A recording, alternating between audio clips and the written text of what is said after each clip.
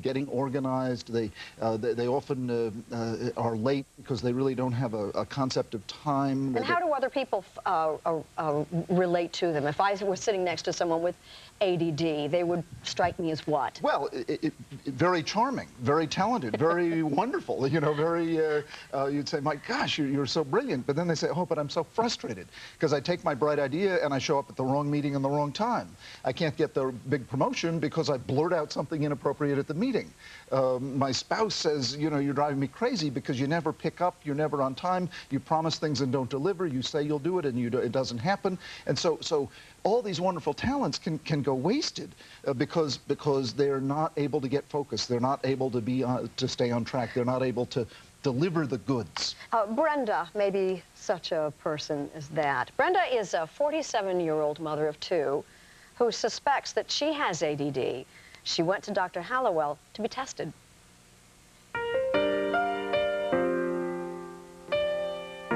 Initially, I read Dr. Hallowell's book because I was concerned about my son and I was looking for answers about him. Once my son was diagnosed with ADD and I started reading more about it and getting more information, I began to realize that some of those things also applied to me. I have a very, very difficult time with time management. I don't have any concept of time passing sometimes. I do hyper-focus, whatever they call it. I cannot gauge how long it takes to do something.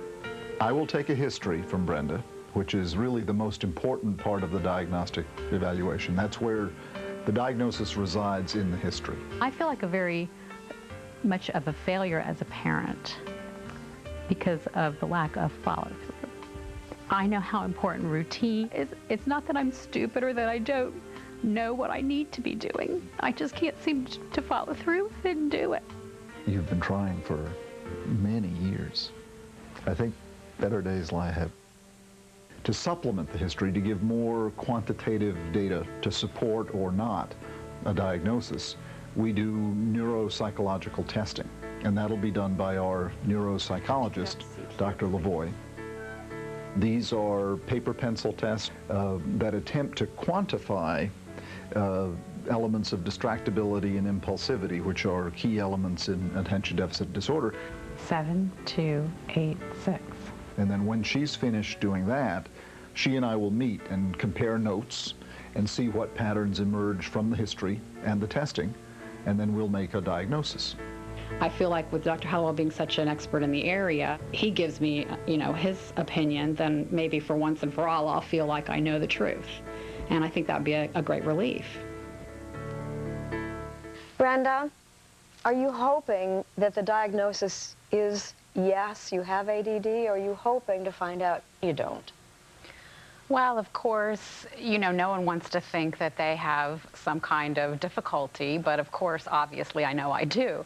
So, yes, I really hope that I am diagnosed as ADD. It'll explain so much and make me feel, I think, so much better about myself. I mean, for years, I've just wondered, you know, why can't I do things as easily as everyone else? I must have some kind of terrible character flaw, or I'm not, I mean, and people have also told me I'm lazy or I'm unmotivated, or, you know, there's something, you know, why can't you just do this? It's very frustrating. What kind of follow-through with your son were you talking about as feeling a failure as a parent because you didn't follow through?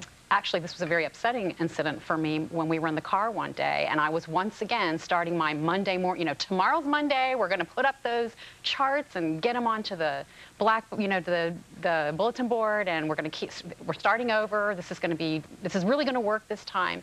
And my kids were in the back of the car, and I heard my son lean over to my daughter and say, because my daughter was getting very upset, "I don't want a chart, those never work." Well, and he just leaned over and said, "Katie, don't worry, just don't listen to her. Just say yes, yeah, be enthusiastic about it, because in 2 days she'll forget about it again." And that very much upset me, because that's how I'm like in my whole life about everything. It permeates everything, all my relationships. I'm interested that Brenda, if she does get the diagnosis that she has ADD, would find simple relief in an explanation.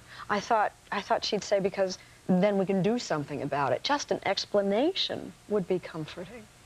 It's really true. Just knowing there's a name for what you've been struggling with and the name isn't some morally condemning term like you're lazy or you're a dingbat or you're a loser, which is what these folks tend to do to themselves. They say, I'm a loser, I'm bad.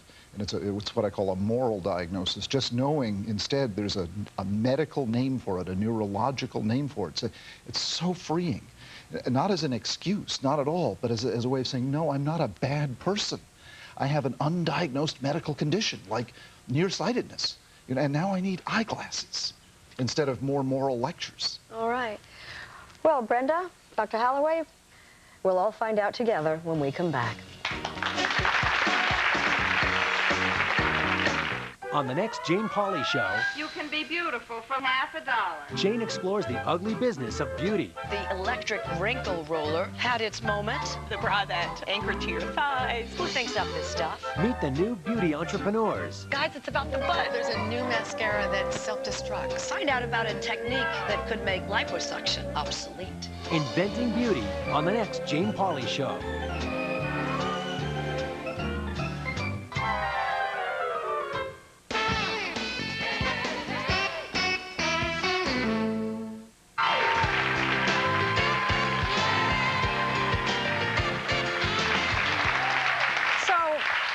Just this week, Brenda flew from her home in Atlanta to Dr. Hallowell's office outside of Boston to undergo a thorough evaluation to determine whether she does have ADD.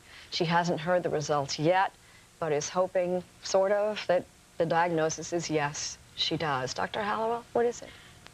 Well, after interviewing Brenda and after reviewing the neuropsychological tests, we did make a diagnosis that yes, indeed, you do have attention deficit disorder with a little depression as well. And I think, as often happens, your depression is not the sort of biologically based depression, but it's more in reaction to the frustration that you've been feeling for these many, many years. And you deserve just so much credit for the courage and tenacity that you've exhibited in not only coping but doing extremely well. But you've known all along that you're underachieving, and I think and then those disappointing moments like with the children, and that's led to the feelings of depression. There's every reason to believe now that things can change for the better, but I wouldn't be surprised if you didn't have some feelings as you hear all this. Certainly. What do you mean feelings? Just usually when people find out about this diagnosis, a lot of feelings come up. Feelings of sadness. Why didn't I find out sooner? Feelings of relief. At last there's a name for it. Feelings of excitement. Better days lie ahead. Feelings of anger. Why was I misunderstood? Why did people blame me? Why did I blame myself? Usually all those feelings sort of converge, and so there's a lot. And I wouldn't be surprised in the days and weeks and months ahead if you don't find yourself feeling all of those. Don't be surprised if you do. what are her options for treatment or for coping? Well, that's the good news. We really will devise a plan for you, and I know you have a psychiatrist back home that I'll be in touch with, and I can speak to him over the telephone, and we'll make a plan for you that should really quite dramatically change your life for the better.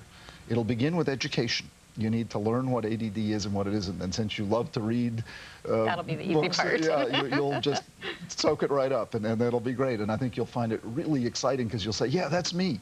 And you'll say, wow, there's a name for that. And you'll read about how other people dealt with it. And you know, in my books, I tend to give many examples. So that'll be exciting for you. You'll find out about your mind in a way that you haven't before. So education is the first step. Then we'll work on changing parts of your life. We'll need to add structure to your life, reminder systems to help you remember. Have a lot of trash cans around so you can throw things away instead of putting them in these piles. These piles can be like tumors. They metastasize and they take over your entire house. You've got all these piles. Well, we want to get rid of those piles and put them in trash cans and be done with them. And I have a rule for piles. Ohio, only handle it once. When it comes to a thing, either throw it away, act on it, or put it in a file, but not a pile. So we'll help you with that.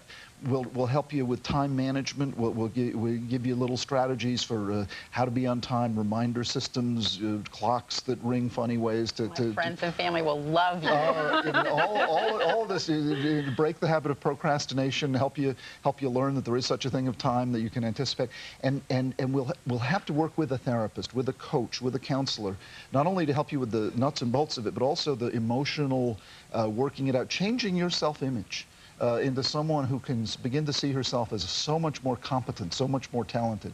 And then medication also will figure in. I think there's a very good chance you'll respond well to stimulant medication. Stimulant medication has been around for about 70 years, so we have a lot of experience with it. Some people have heard bad things about Ritalin and whatnot. When used properly, these meds are very safe and very effective. We also want to change your diet. I want to add some omega-3 fatty acids, fish oil. Nutritional intervention can really help in ADD, and also physical exercise. There are specific kinds of physical exercise that will help focus your brain. So we want to work on nutrition. We want to work on exercise in addition to medication. Wow, where do I, your feelings. I'm overwhelmed. I don't think you're going to have any feelings over the next few months. You've got too much work to do. That's right. And also, and probably most important, and I save it for last, we want to really systematically help you take inventory of your strengths and talents. See, I want you to build the next 50 years of your life on your strengths and talents. And in order to do that, you need to know what they are. And you have sort of given yourself short shrift in that regard. So I want to help you name your strengths and talents. I've interviewed you. I know you have them. You are very smart. You are very determined. You are very strong. You have a tremendous people skills. You have a natural empathic way about you. All of that can combine into a magnificent career. We just need to find the right one for you, the one that makes you feel alive, the one where you plug into it, your brain lights up, and you get excited to go off in the morning. We can't snap our fingers and find that, but with a systematic inventory, working with a therapist, you absolutely will. Why is that any more important for Brenda than it is for the rest of us? It's important for absolutely everyone. Of course it is. Absolutely everyone. And I think this is a part that education and also folks in my profession have tremendously overlooked. We have not done enough with identifying strengths. We tend to go so much for identifying problems and weaknesses, all with the best of intentions. But what people need to know more than anything else is, what are my talents? What am I good at? What can I build a life on? Well, the problem is we've spent so much time with our weaknesses, a lot of us kind of think we didn't have any strengths. Oh. You do. Getting diagnosed at the age of 53 was a life-changing experience for a woman you're about to meet. 3 letters you might not expect to hear along with ADD. PhD. Next.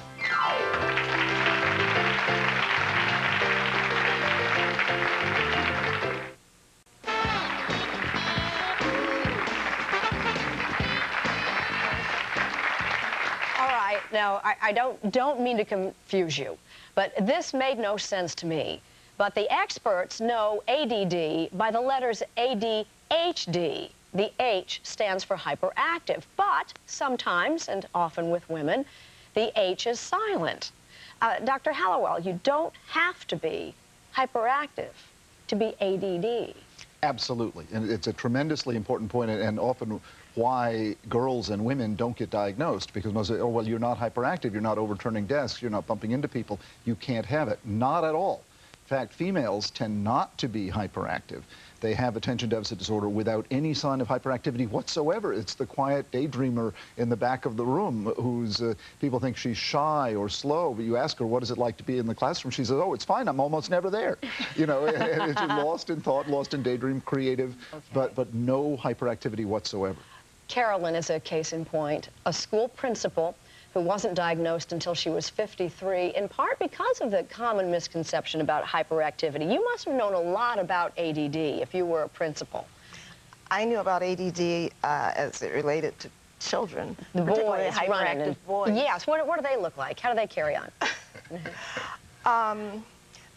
They're very active. And I had some students that, when we talk about climbing the wall, I mean, I had a student that was literally trying to climb the wall. And some, you know, by the time I'd see them in the principal's office, they would just say, I don't know why I'm here. I don't know why I did that. You know, they're calm at that moment. Yeah. But meanwhile, the teachers are tearing their hair out. Now, what kind of symptoms did you have that you didn't recognize as ADD, in part because you weren't quite clear on what ADD was? The way I found out that I had ADHD had nothing to do with anything I knew about the kids. In fact, I was kind of surprised there was a teacher that was substituting in my building, and during a workshop activity that we had, she shared with us that she had ADHD. After the workshop, I saw her in the hall and asked her, why in the world would you think you had ADHD? And she described the symptoms that she had. She says, oh, I'm disorganized and I procrastinate and I'm forgetful and I have no good sense of time.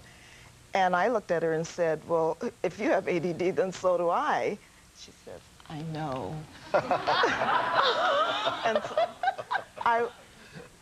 I was kind of shocked, and she says, well, I've been wanting to say something to you. Every time I come in your office and I look around and I see how you are, I can relate to that.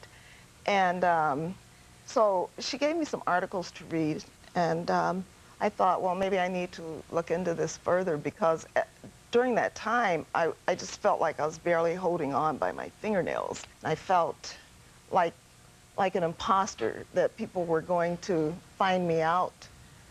And when they found out that I wasn't the person they thought I was, then that my whole world would fall apart. Well, what did you think if you were going to be a person with ADD? That changed your whole sense of who you were? Well, I felt if there was a reason, you know, if there was a diagnosis, then there was a treatment, and then I could be better.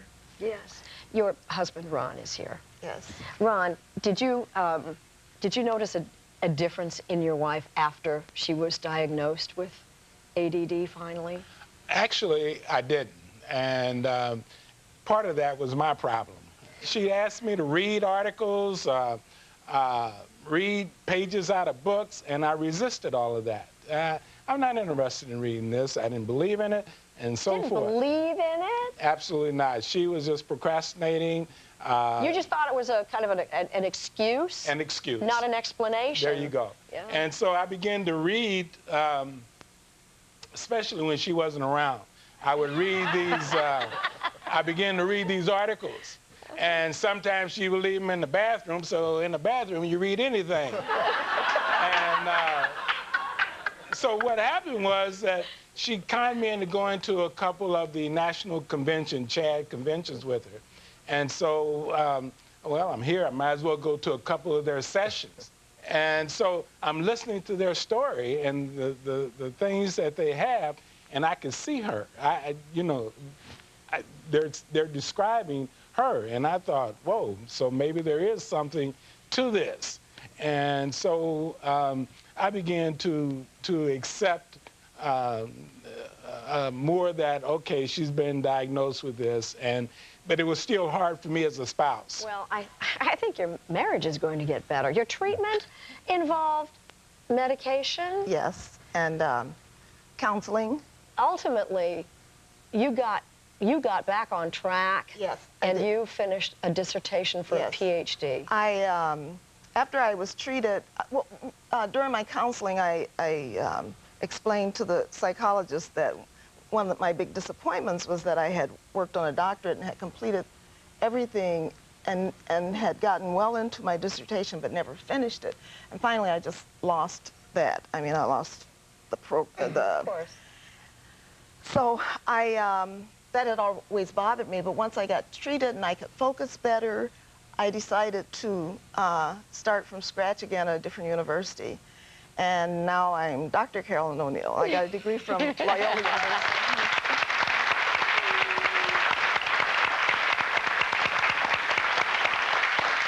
Well, what a wonderful life you have now. Yes. And thank you for being here. More letters that you might not expect to go together. CEO and ADD next.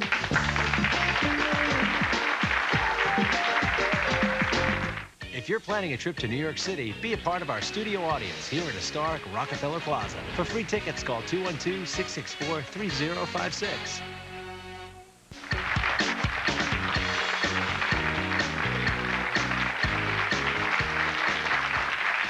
TV's Ty Pennington, famed footballer Terry Bradshaw, singer Winona Judd, all prove that having ADD does not bar the door to success. One of America's most innovative chief executives, David Neeleman, founder of the popular and profitable new airline JetBlue, gave us a rare look at how he manages and excels with ADD.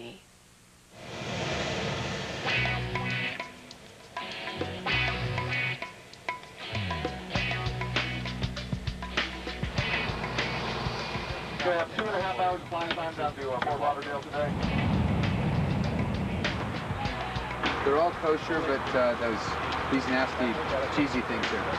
We started with this notion of bringing humanity back to air travel. We knew if people enjoyed their flight, if they really looked forward to it, they would fly more often, and they would come and fly on us more often. I'm not kind of a guy that likes to administer and from on high, and I like to be involved. Obviously, I can't do this every day, but I try and do it at least a day or two a week because it's just something that keeps me close to the operation. Here, let me see that thing for a sec. The vacuum. Come on, Jane. Hey, Dave, do you do houses?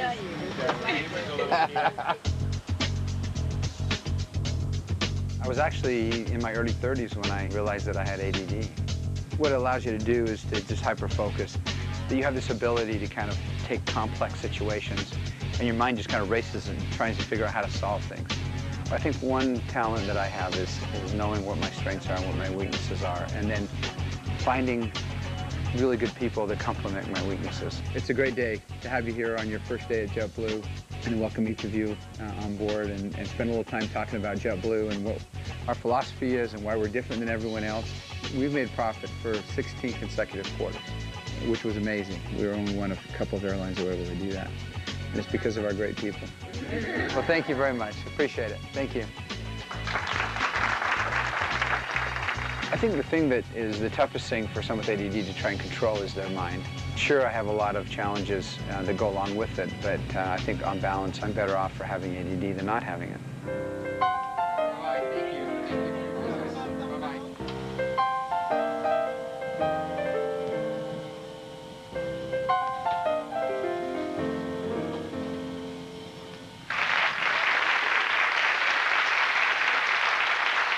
That is impressive. You actually can speak, as we saw on the tape, extended speeches before those new hires, 45 minutes at a go, and you don't use notes. That is amazing. No, I don't, and it's even tough for me to get around to preparing notes, or even sometimes I write down just a couple of words that, maybe to trigger something, but I remember one time I was here in New York giving a speech, and I showed up kind of late, and I asked him, the person said, okay, here's David Neeleman. I said, well, tell me how long I have to speak for. And he said, 2 hours. It's like, oh, okay, 2 hours. So, and then one time I was before a Senate subcommittee or in Congress, and I had these prepared remarks I was supposed to read. And I said, I can't read this stuff. I mean, because it's really hard for me if I have to prepare something or read something. It's much better for me if I'm more extemporaneous. It hasn't held you back much.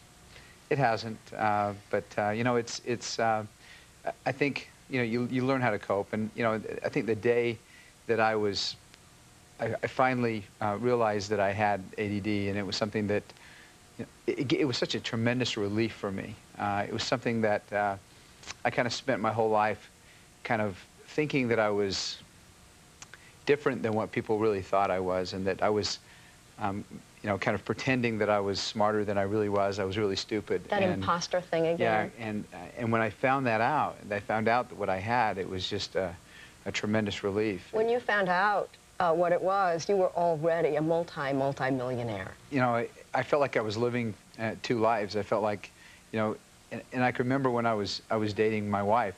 I thought, oh, I wonder if she figures out I don't know how to spell very well, and that I can't read very well,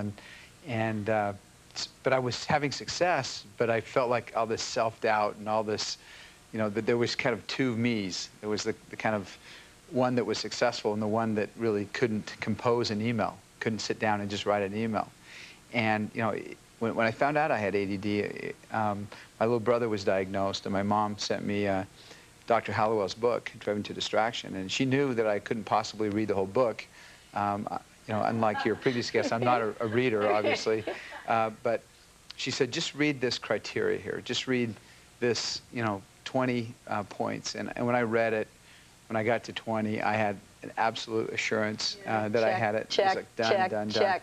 I think I was 19 out of 20 severely and 1 moderately, but it really just, it gave me such a relief, you know, and especially the one that talked about, you know, kind of in the midst of all this distraction and disorganization, you have this unusual ability to hyper-focus and this creative streak that really nobody else, you know, where you can actually become the best at what you do if you're really hyper-focused on it. And I want to talk about that in our next segment. Before we get there, just suffice it to say, you might have difficulty writing an email. Well, if you fly today, you don't need a paper ticket. This is the man that had the idea of ticketless travel. E-ticketing was your idea, and you can't leave.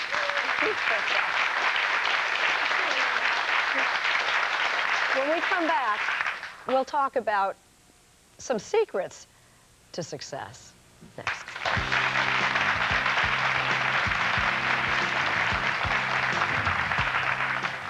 On the next Jane Pauley Show, You can be beautiful from $50. meet the new beauty entrepreneurs. Guys, it's about the butt. There's a new mascara that self-destructs. Find out about a technique that could make liposuction obsolete. Inventing beauty on the next Jane Pauley Show.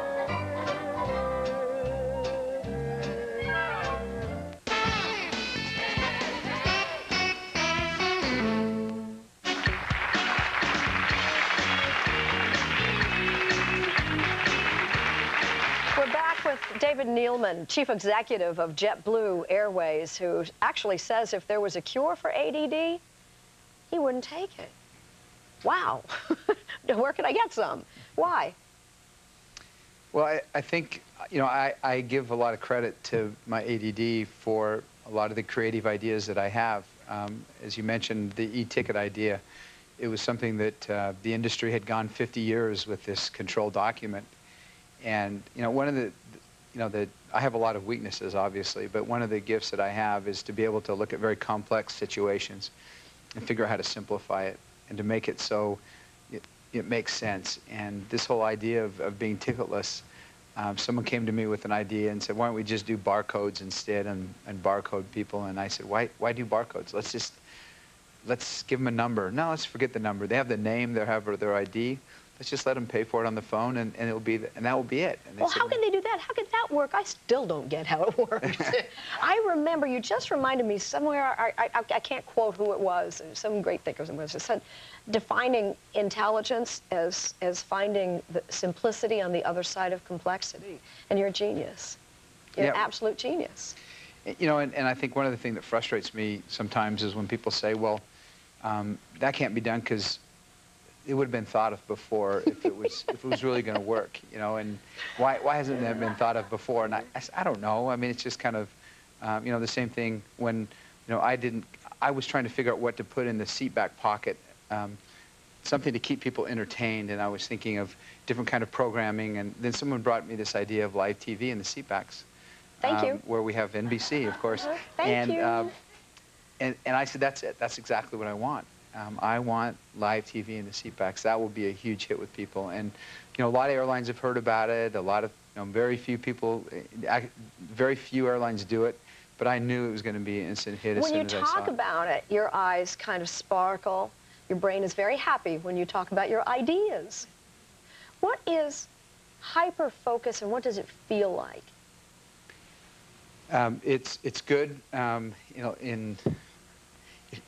when you're hyper-focused on something, the good part is that you can focus on it, you can get things done, you can really think up new ways of doing things.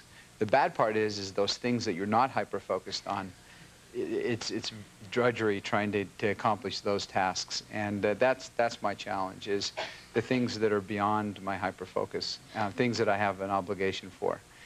Like my family and you have other 9 things. children? I do. I have 9 children. 9 children. And, and one great wife. Yeah. Well,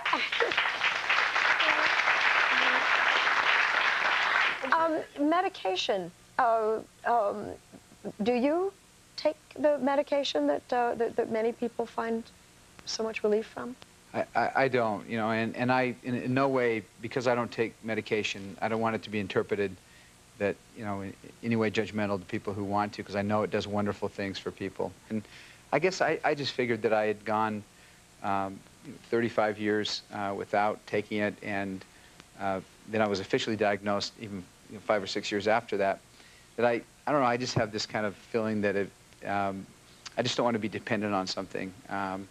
And why, if it ain't broke, don't fix it. well, it is broke, and I have lots of challenges. If you don't believe me, ask my wife. You know, she wants me to take it. She says, can't you just for my birthday take one of those pills and let's go clean the garage together, please? You know, because it's just it drives her crazy that she's structured and make sure the kids have their rooms cleaned and you read to them and do all this stuff before you can go have fun. And I'm always about, let's just go have fun, you know. And so, I think, it could possibly benefit me. And I guess you say never say never, but up until that time, up until now, I think it's something that I can control on my own, and I'd like to try and be successful with it without the medication. Yeah, well, you're doing something real right. Another successful person with ADD who might surprise you. Next.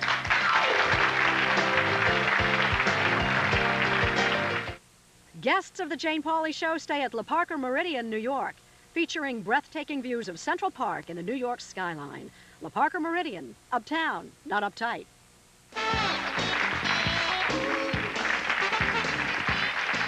It's not uncommon, obviously, for some of the most creative and talented and successful members of society to have ADD, including yourself, Dr. Hollowell. I don't know if I'd count myself as the most creative, but I do indeed have ADD. And is that kind of surprising or what? It is. I was listening to David talk. I thought how fitting it is that someone with ADD should invent a way for us to go to the airport and not have to remember to bring the ticket. That's ideal. What is your story? Well, I always knew I thought differently. I always knew I was out of the box and not fitting the mold. I knew I had dyslexia from first grade because I was very slow to learn how to read.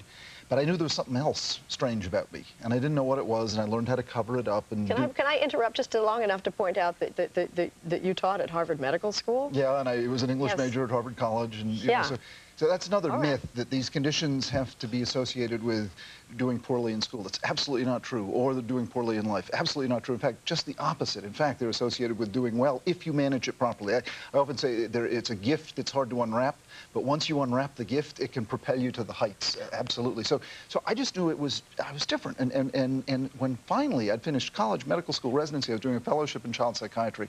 I read about this condition, attention deficit disorder, back in 1981. I said, my goodness, there I am. It's a name for it other than odd, odd. ODD. ODD, exactly. So I said, whoa, I can come clean.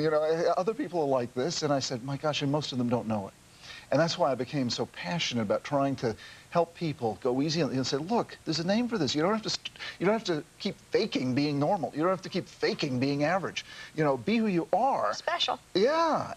And there are ways of taking care of the downside. Like David said, there are ways of managing the downside. And once you do that, the upside is tremendous. Well, that is obvious from David. In your observation, people who are enormously successful, either with or despite ADD, what do they have in common? Well, a few tendencies. Number one, they do what they're good at instead of spending a lifetime trying to get good at what they're bad at. Once you get so important. Once you get out of school, don't spend the rest of your life trying to get good at what you're bad at. You had to do that in school. But as an adult, do what you're good at. Tell your children. Absolutely. Do what you're good at. That's what you build a life on. And then, number two, delegate the rest. Delegate. If you have ADD, you need to find someone who has what I call attention surplus disorder. Number three, connect your creative energy up to an outlet. You've got all this energy. You need to find a creative outlet. If you don't, you get depressed. The people with ADD who haven't found a creative outlet get depressed. Can I just long enough to go back to David Nealman? I got to and then veered off inadvertently. Has not only JetBlue, not only a wife and 9 children, but a real commitment to the Mormon Church. So your life is full, absolutely full. That's kind of what you're talking Absolutely. about. In fact, in one of my first conversations with David, we spoke mostly about religion and not about ADD. We spoke mostly about theology. I mean, he's passionate about it, and I happen to be as well. So, but you want to hook that energy up to a creative outlet. It's tremendously, without that, you tend to languish and get depressed.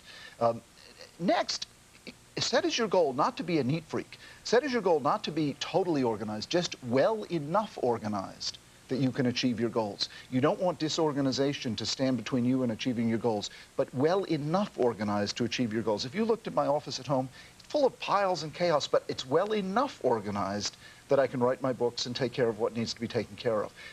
Throw away this idea of being the total neat freak. Stay in touch with your friends, another really important one. You don't want to get isolated. When you get isolated, that's also when you get depressed. Ask for advice from people you trust. ADD folks tend to be very stubborn and single-minded. Ask for advice from people you trust and heed it. Sometimes you're doing things in a stupid way. You need to listen to people who tell you that. But ignore the advice from the dream breakers. Ignore the advice from people who say, electronic ticket, that's stupid. Nobody will go to the airport without a paper ticket. Ignore the people who say the world is flat. You know, instead, sail around the world. Ignore the dream breakers, because folks with ADD have tremendous dreams, and they have so much to give the world. If you're wondering if you could have ADD, a simple self-test for you and me next.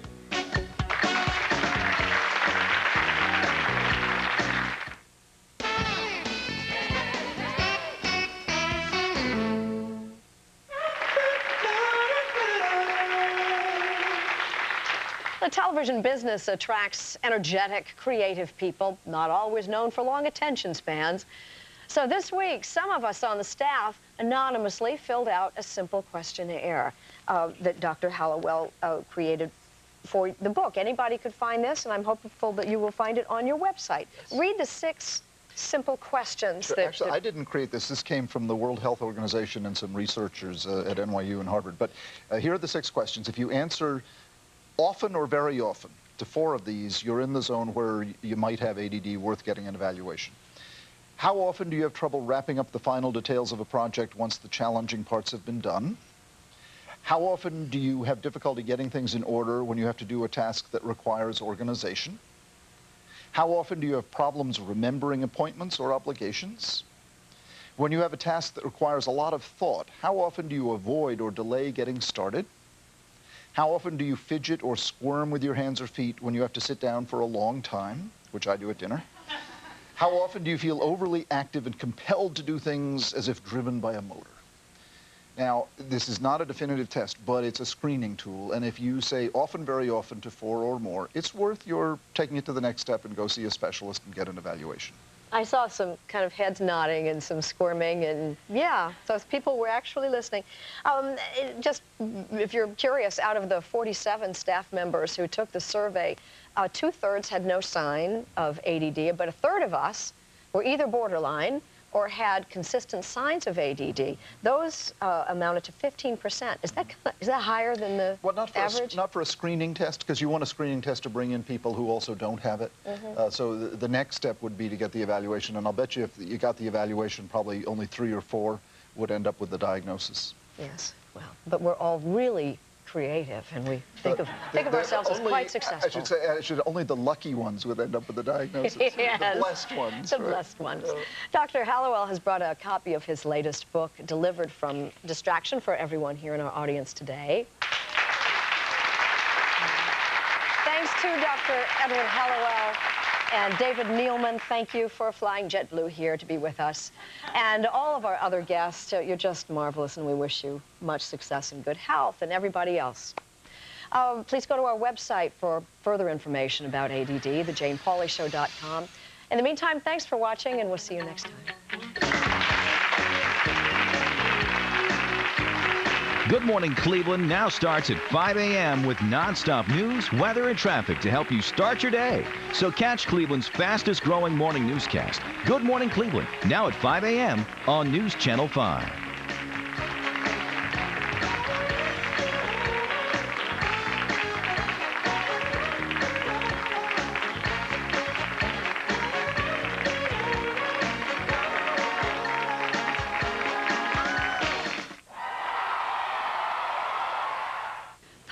Media. Oh, I Get it?